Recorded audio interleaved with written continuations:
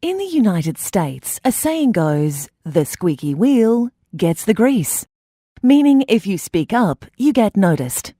However, in China, the saying is, "The loudest duck gets shot," which is probably not the kind of attention you are looking for. Understanding different cultural values and viewpoints is essential to navigating a multicultural workplace. Luckily, decades of research from people like Hall, Hofstede, Trompenas, Meyer, and others have identified a few key dimensions on which cultures vary. Let's explore some of the dimensions which are most important in the workplace. Leadership and authority. In hierarchical cultures such as Malaysia, title and status is very important. The boss is a director who leads from the front and does not expect to be publicly challenged. Communication follows hierarchical lines. This is also known as having a high power distance. In egalitarian cultures such as Austria, bosses are considered a leader among equals. The whole team expects to be consulted and considered, and communication can skip hierarchical lines. Communication. In high-context cultures such as Japan, many things remain unsaid, and it is vital to read between the lines.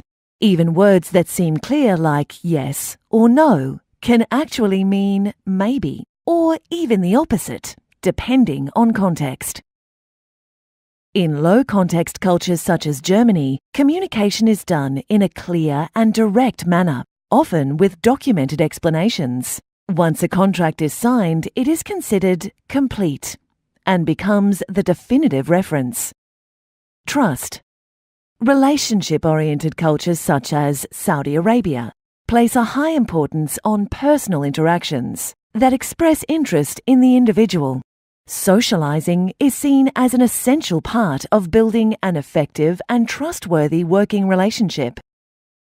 Task-oriented cultures such as the United States value getting things done and meeting deadlines. As long as work is proceeding on schedule, you will be viewed as reliable and trustworthy.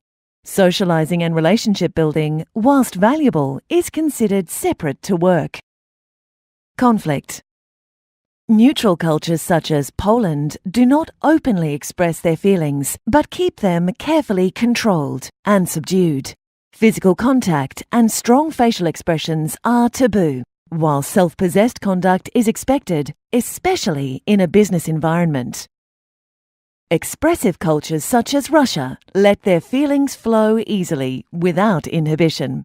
Touching, gesturing, and dramatic facial expressions can often be seen in the workplace, and it is not considered out of place. Time. Linear time cultures such as Switzerland view time as a limited and valuable resource, something that can be saved or spent wisely or unwisely. Schedules are critical because they permit planning and prevent uncertainty. Punctuality is a sign of respect and highly valued, so meetings are expected to start and end on time.